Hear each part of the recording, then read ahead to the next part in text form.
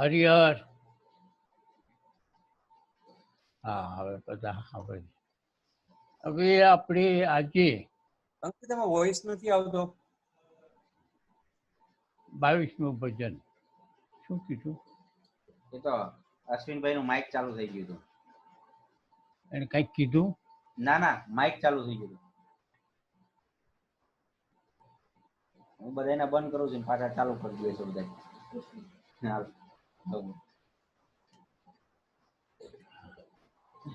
આ રૂપસીભાઈ છે? ના, આપણે મુકેશભાઈ છે. આ બાજુ એ ગોપાલભાઈ છે. ઠીક. આ બાબુભાઈ છે ને આ અશ્વિનભાઈ. હા, હરિહર. આ બાપુ ચરબાર. જય બાપભાઈ, હર્ષાબેન, આપણે પારેખભાઈ, અરુણભાઈ, મગન કાકા, તમે પોતે, અને આપણે ગોવિંદભાઈ નવસારી. હા, હરિહર ગોવિંદભાઈ. હરિહર હરિહર. હરિહર હવે હરિહર આપણે 22મું ભજન ગંગા સતીનું, એમાં છે ત્રિગુણીની પાર.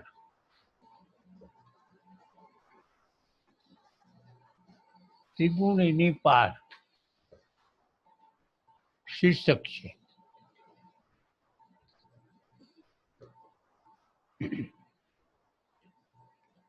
ત્રણ ગુણ એની પાર.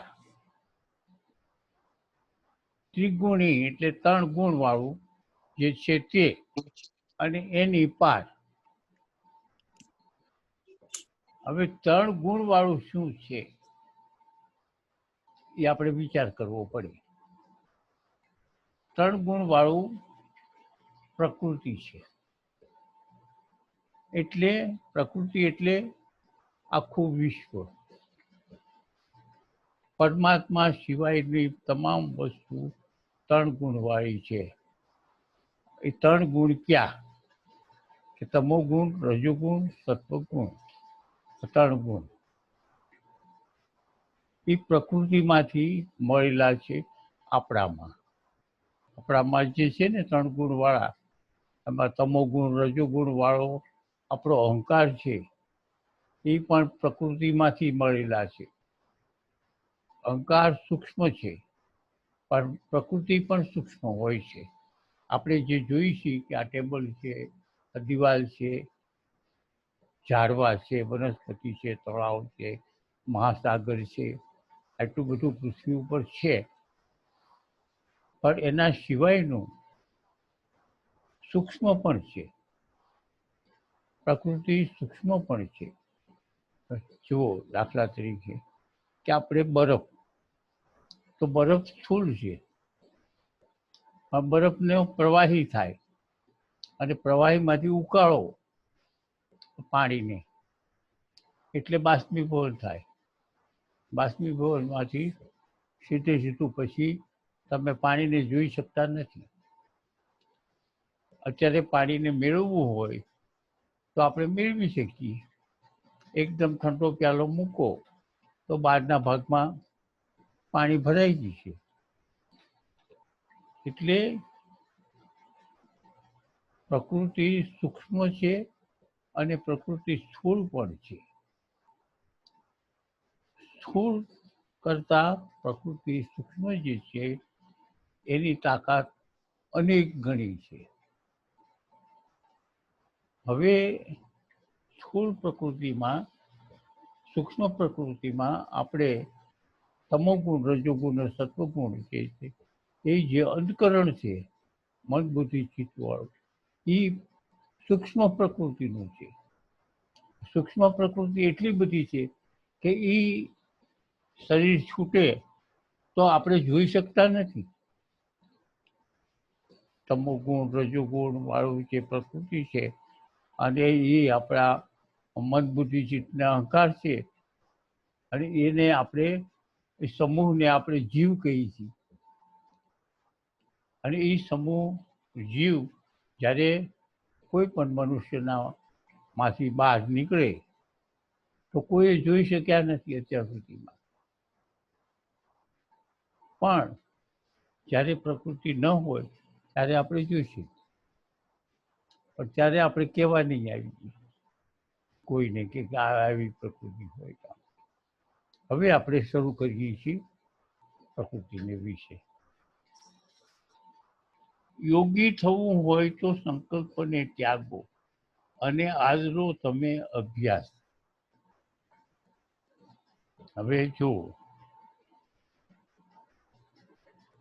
ગંગા સતી એમ કહે છે કે યોગી થવું હોય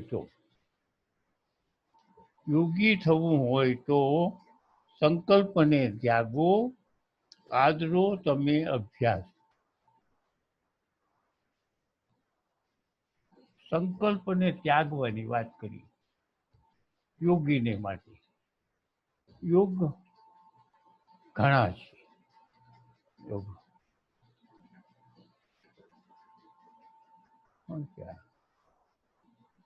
રાણા બાપુ, હે? અંકલેશ્વર વાળા બાપુ.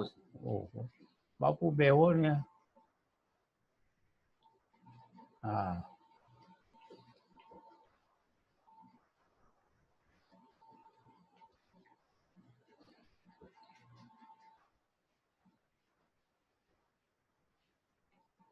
હવે યોગ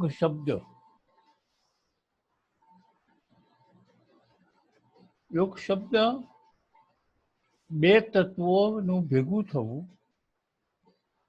એનું નામ યોગ. ગીતાની અંદર આ યોગ શબ્દ ઘણી જગ્યાએ વાપર્યો છે. બે તત્વોનું ભેગું થવું એટલે પરમ તત્વની સાથે જીવાત્માને એક થવું, એને આ પણ યોગ કહેવાય છે. એ પ્રકૃતિથી તદ્દન અલગ થવું, જીવાત્મા, એને પણ એક યોગ કહેવાય છે. અમુક સાધનાઓ કરતા હોય છે, એને પણ યોગ કહેવાય છે. પ્રકૃતિને વશમાં રાખી અને એમાં સિદ્ધિઓ મેળવવી, એને પણ યોગ કહેવામાં આવે છે. હવે એવા દાખલા તમને આપું. અરવિંદ મહર્ષિ યોગી હતા અને એ પોતાની મરજી મુજબ પ્રકૃતિ પાસેથી કામ લઈ શકતા.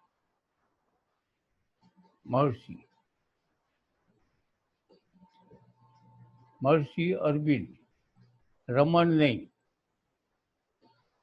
હવે એના બે દાખલા છે કે બીજા વિશ્વ યુદ્ધ વખતે હિટલર ભારત ઉપર ચડી આવવાનો હતો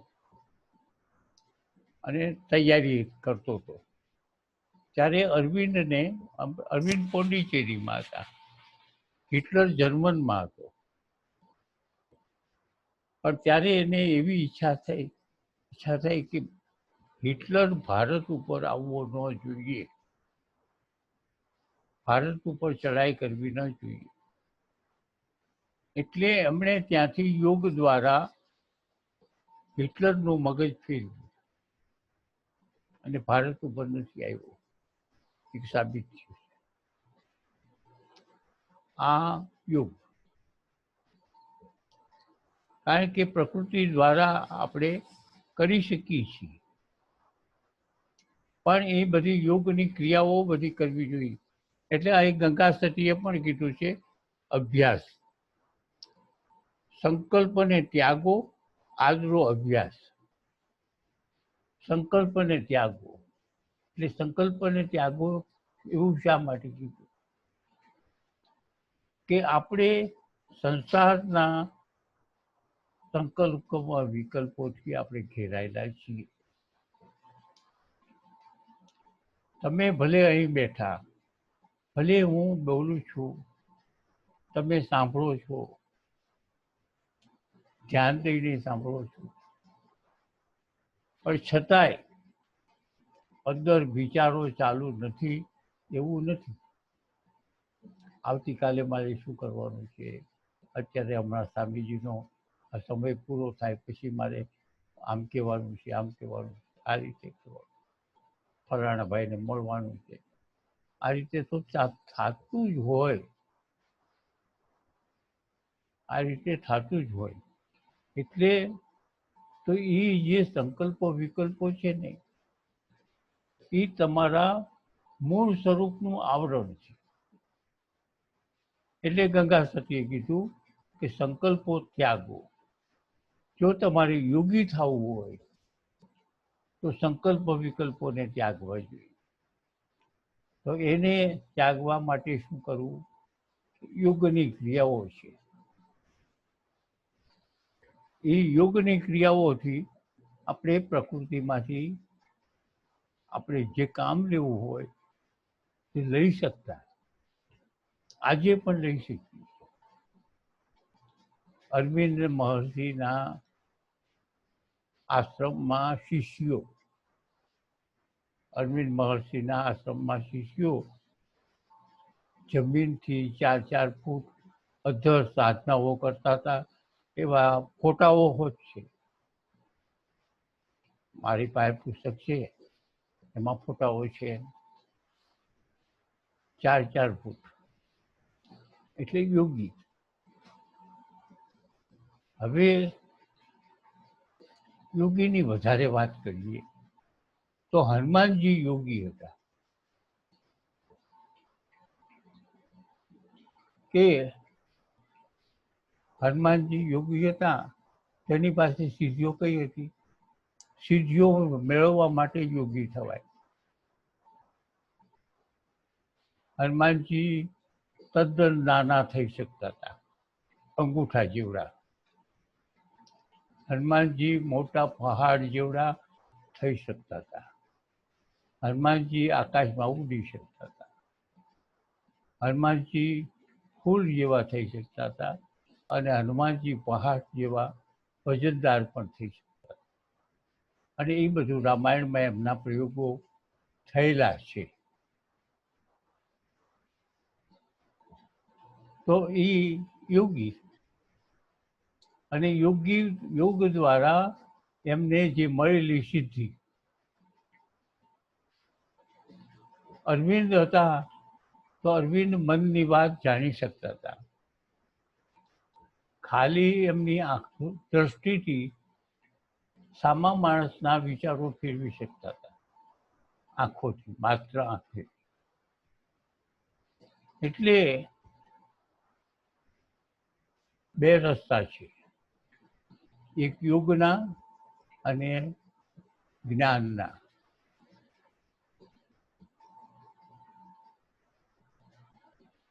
રમણ મહર્ષિ જ્ઞાની હતા, અરવિંદ યોગી હતા. યોગી વાળાને પ્રકૃતિથી સાથે સંબંધો રાખવા જોઈએ. અને જે જ્ઞાની છે એને પ્રકૃતિથી પર થવાનું. અહીં શું કીધું છે ગંગા સતીએ? ત્રિગુણીથી પર થવાનું. કે 3 ગુણવાળી જે પ્રકૃતિ છે એનાથી પર થવું. જો પર થાવ તો મુક્તિ છે. યોગી થવું હોય અને યોગી ઠેઠ સુધી રહેવું હોય તો તમે ધાર્યું કરી શકશો પ્રકૃતિને કાબૂમાં લઈને, પણ તમને મુક્તિ નહીં મેળવી શકો. એ આ યોગી. હવે એમ કે છે યોગી થવું હોય તો સંકલ્પને ત્યાગ, અને આદરો તમને અભ્યાસ. આમ આદરો એનો અભ્યાસ એટલે સાધના. સાધના પ્રકૃતિમાં એની સાધના દેવીની સાધના. તમને ઘણી વાર કીધું છે કે આખા બ્રહ્માંડની અંદર માત્ર બે તત્વો છે. એક તત્વ છે પરમ તત્વ અને બીજું પ્રકૃતિ તત્વ. પ્રકૃતિ તત્વ એ જગદંબા છે, જગત જનની છે. પરમ તત્વ એ માત્ર દ્રષ્ટા છે, પણ એના આધારે આખું વિશ્વ છે. છતાં પ્રકૃતિને છોડી શકાય છે, પણ અભ્યાસ દ્વારા, તપ દ્વારા.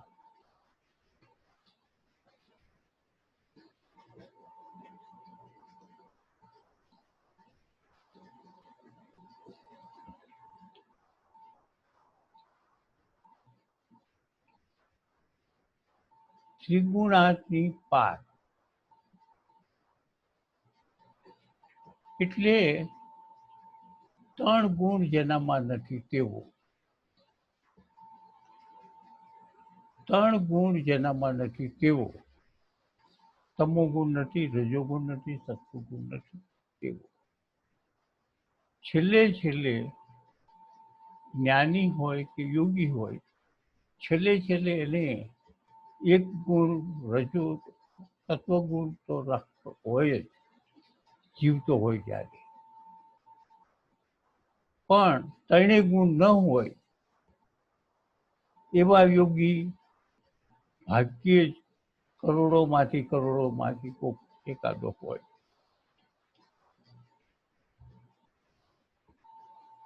તમોગુણ, રજોગુણ ને સત્વગુણ ન હોય એવો જે ભક્ત, એવો જે જ્ઞાની, એને યોગી ન કહેવાય. મહર્ષિને યોગી ન કહેવાય. મહર્ષિ પ્રકૃતિથી પર હતા. હવે એક લાંબી વાત છે થોડી, પણ તમને યોગ વિશે સમજાઈ જાય અને જ્ઞાની વિશે સમજાઈ જાય એવી આમ તો ઘણી વાર વાત કરી છે. બરોબર.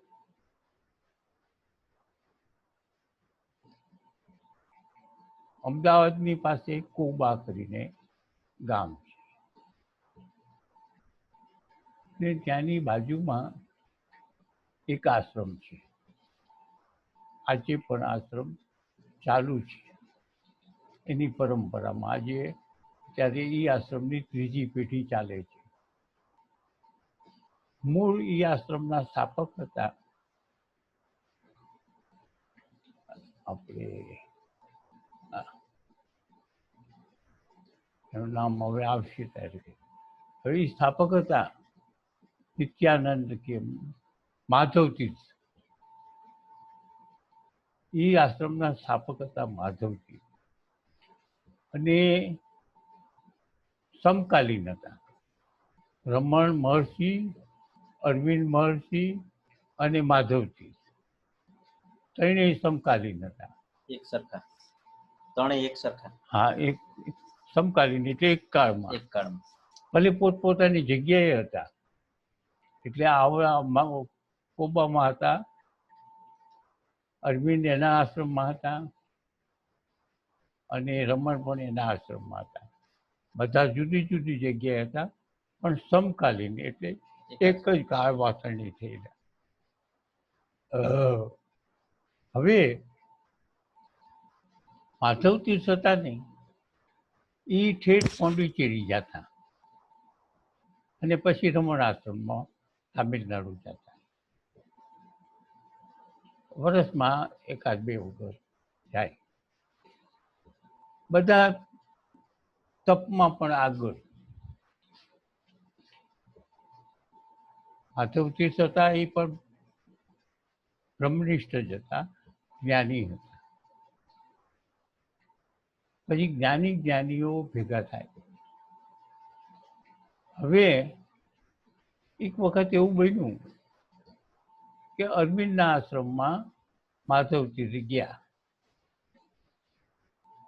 ત્યારે એને પૂછ્યું કે તમારું શું ચાલે છે હમણાં, તમારી પ્રવૃત્તિઓ, સાધનાઓ શું ચાલે છે? એક સરખા હોય તો પૂછી શકાય. એટલે એણે એમ કીધું કે મારી અત્યારે બે પ્રવૃત્તિ ચાલે છે. શું પ્રવૃત્તિ? એટલે કે એક પ્રવૃત્તિ મારી એવી છે કે હિટલરને ભારત ઉપર આવવા ન દેવો. પછી બીજી પ્રવૃત્તિ એ છે કે મારે ઉપર આકાશમાંથી એક દિવ્ય પુરુષ ઉતારવો, અને એ દિવ્ય પુરુષ શા માટે ઉતારવો એમ જ્યારે પૂછ્યું માધવજીતે, ત્યારે એણે કીધું કે એ દિવ્ય પુરુષ એવો આવે કે આખા જગતનું કલ્યાણ કરે. જગતનું કલ્યાણ કરવા માટે થઈને એવું ઉતારે. કે દિવ્ય પુરુષ આવો બને ખરો, ઉતરે ખરું? તો કે હા, કેમ બને, કેવી રીતે બને? તો એમણે એવું કીધું કે વાંદરામાંથી ચિંપાંજી થયા અને ચિંપાંજીમાંથી મનુષ્ય થયો. તો મારે એવો મનુષ્ય બનાવવો છે કે જે દિવ્ય પુરુષ હોય, એને બીજું કંઈ જાણતું હોય, માત્ર તત્વજ્ઞાન સિવાય.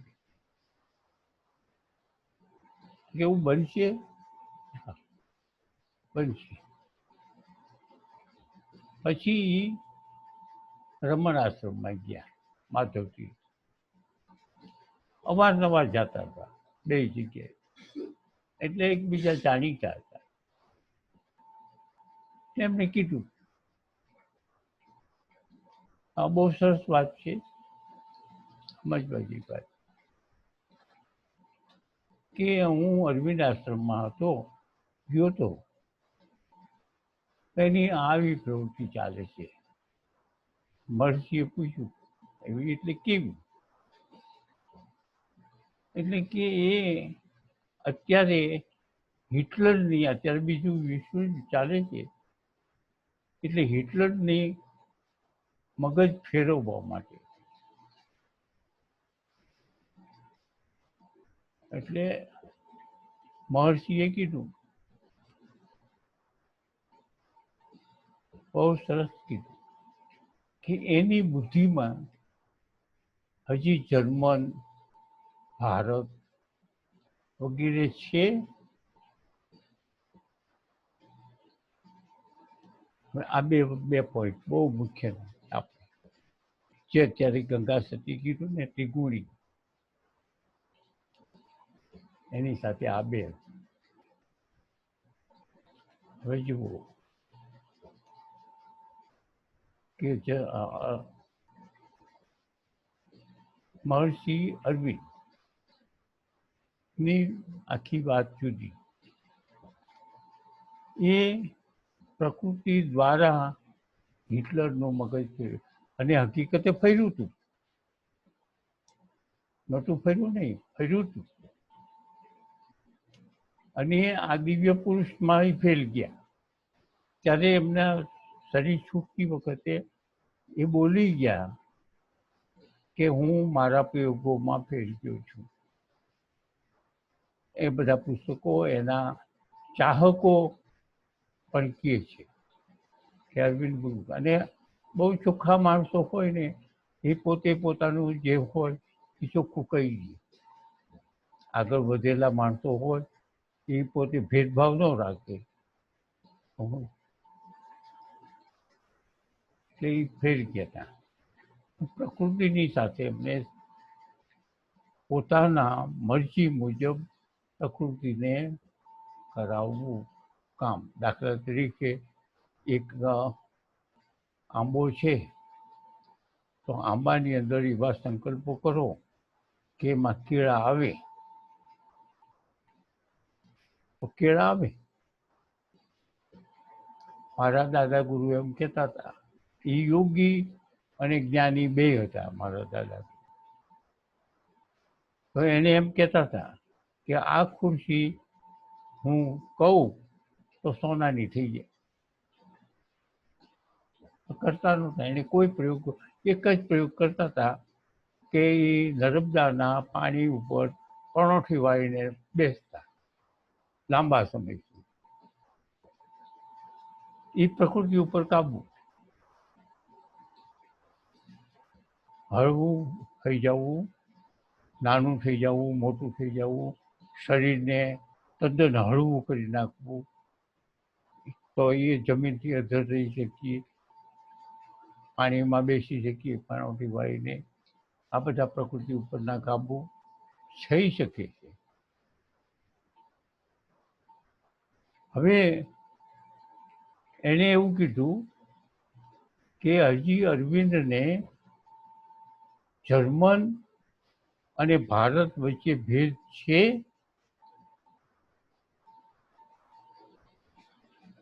મૂળ વાત ઉપર હું આવું છું કે ત્રિગુણેથી પર ત્રણેય ગુણ જ્યાં નથી, જેની બુદ્ધિમાં ત્રણેય ગુણ નથી, એવો તપસ્વી છે, એને વિશ્વ જ નથી. એની બુદ્ધિમાં વિશ્વ નથી. ત્રિગુણીઓ પર. તો હવે જેની બુદ્ધિમાં વિશ્વ જ નથી અને આની બુદ્ધિમાં હજી જર્મન અને ભારત અને યુદ્ધ આ બધું છે. આ પ્રકૃતિથી પરના બે નમૂના,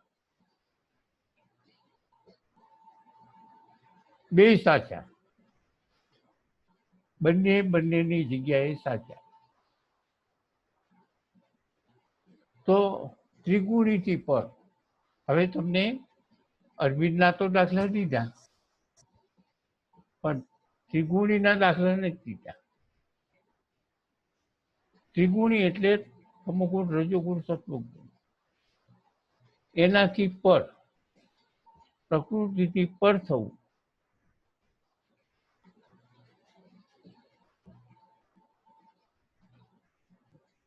એ તો જ્ઞાની થઈ શકે છે. પણ તમોગુણ, રજોગુણ ને તમોગુણ બે ન હોય એવો જે પ્રકૃતિથી પર હોય એને કેવી રીતે ઓળખ? જે જ્ઞાની છે કેટલું, જે જ્ઞાની છે એ તો સંસારમાં રહીને પોતાનું જીવન જીવે છે અને બોધે આપે છે. પણ જે ગુણાતીત છે, જેને ત્રિગુણી ત્રણેય ગુણ નથી, એવો જે સંત છે એને ગુણાતીત કહેવામાં આવે. ગુણાતીત ત્રણેય ગુણ નથી તેવો. ત્રણેય ગુણ ન હોય એવો સંત ભાગ્યે જ હોય, કરોડોમાં. અત્યારે તો કદાચ એમ કહીએ કે ભારતમાં નહીં હોય. તો ત્રિગુણી કેવો હોય? ગુણાતીત હોય તો કેવો હોય? તો ઘણી વખત મેં પ્રવચનમાં આ વાત થઈ છે. 20 દિવસનું બાળક, 20 દિવસનું બાળક અને ગુણાતીત સંત બે સરખા. 20 દિવસનું બાળક હજી માને જે નથી ઓળખતું એવું, હજી જે બાળક છે પણ માને ઓળખતું નથી તેવું, એવું જે છે તેને ગુણાતીત કહેવામાં આવે. હવે 20 દિવસનું બાળકને જુઓ, એ છોકરો છે કે છોકરી છે ને નથી ખબર. 20 દિવસના બાળક માને એને ઓળખતો નથી, બાપને ઓળખતો નથી, સંસાર શું ચીજ છે એને ખબર નથી, સમયની સાથે એને કાંઈ લેવા દેવા નથી, સ્થળની સાથે કાંઈ લેવા દેવા નથી, કામ કે ક્રોધ કે મોહ કે લોભ આ તો કાંઈ છે જ. એની પાસે સાપ મૂકો તોય દાંત કાઢતો છે, એની પાસે ફૂલનો હાર મૂકો તોય દાંત કાઢતો છે. 20 દિવસનું બાળક સંદાસ કર્યું છે તોય એમાં રમતો છે, પેશાબ કર્યો છે તો એમાં રમતો છે, કપડાં પહેરાવ્યા હોય તોય ભલે, કપડાં ન હોય તોય ભલે, ઠંડી હોય અને કપડાં પહેર્યા વગરનો હોય તોય ભલે. ગુણાતીત એટલે જેનામાં પ્રકૃતિથી પર છે. માત્ર 20 દિવસથી નીચેનો હોય એવો સંત પણ હોય. પણ એ કીધું કે એવો સંત બહુ ભાગ્ય છે.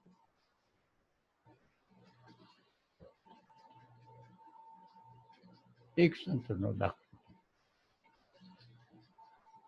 20 દિવસનો બાળક જે છે એમાં કાંઈ પણ ફેર નહીં.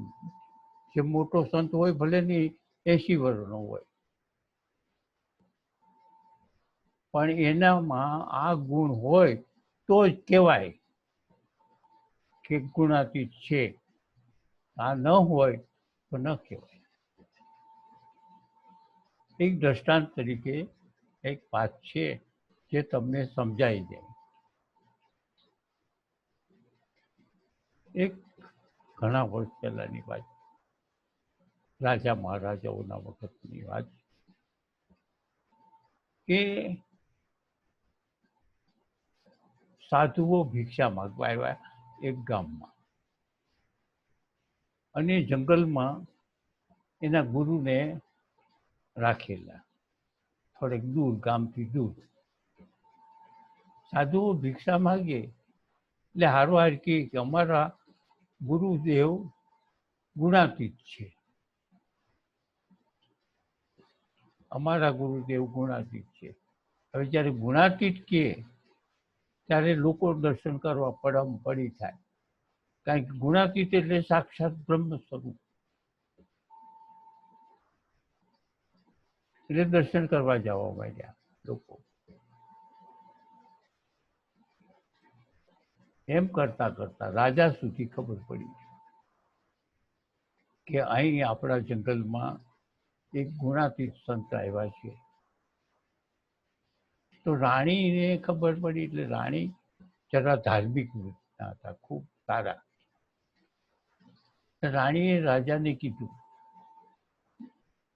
કે આપણે આખા ગામના માણસો જાય છે ગુણાતીતના દર્શન કરવા, તો આપણે જઈ અને આપણા મહેલમાં એમની પધરામણી કરી.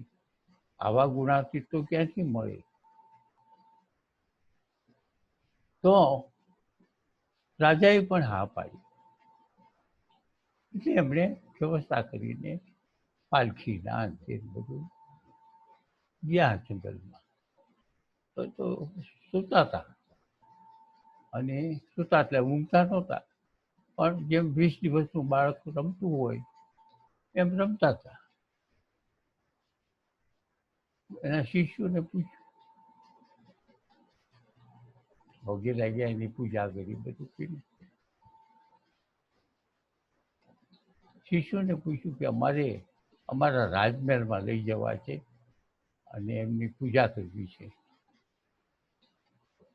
તો જો તમે હા પાડો તો અમે લઈ જઈએ. શિષ્યોએ કીધું કે ભલે, કંઈ વાંધો નહીં, અમે સાથે આવીશું. એટલે પાલખી મગાવી, પાલખીમાં ગુરુદેવને બેસાડ્યા, પાલખી દ્વારા લઈ ગયા મહેલમાં. અને પોતાનું જે રાજાનું સિંહાસન હતું એ સિંહાસન ઉપર બેસાડ્યા, કારણ કે ગુણાતીત તો ક્યાંથી. એની પૂજા કરી, આ કર્યું, તે બધું વિધિ કરી. પછી જમાડવાનો વખત આવ્યો. જમાડતી વખતે થાળ આવ્યો, સિંહાસન ઉપર તો બેઠા હતા. એટલે રાણી કીધું કે હું જાતે જમાડું. એટલે સિંહાસન પાસે બેઠા અને જમાડતા હતા. એક એક કોળીઓ બધું સારી સારી વાનગી હતી એને આપતા હતા મોઢામાં. કારણ કે એ તો કોક ખવડાવે તો ખાય, કોક પહેરાવે તો પહેરેલા હોય કપડાં, ઓઢાડેલું હોય તો ઓઢે. આ તો ગુણાતીત કહેવાય. એટલે એક એક કોળીઓ ખવડાવતા હતા. પરંતુ એ દરમિયાનમાં સંતે સંદાસ કીધું સિંહાસન ઉપર અને પેશાબ કર્યું. બધું આવી ગંદકી થઈ. જમાડવાની વિધિ ચાલુ છે. ભલે એને બધું આવ્યું બાય સંદાસ કર્યું. રાણી ખવડાવતા હતા થાળીમાં લઈ કોળીઓ કોળીઓ કઈ ખાતા. રાણીએ શું કર્યું કે જે સંદાસ ને પેશાબ હતો એ એને લઈને થાળીમાં મૂક્યો અને બધું મિક્સ કરી અને સંતના મોઢામાં દેવા માંડ્યા. હવે જેવું મોઢામાં દે છે ત્યાં એને મોઢું ફેરવી નાખ્યું. કારણ કે જો ગુણાતીત હોય તો એને સંદાસ શું છે, પેશાબ શું છે, સિંહાસન શું થાય. પણ આને જે સંદાસ જોયું અને મોઢું ફેરવ્યું એવો મહારાણીએ એક તમાચો માર્યો કે આ સાલો ગુણાતીત નથી.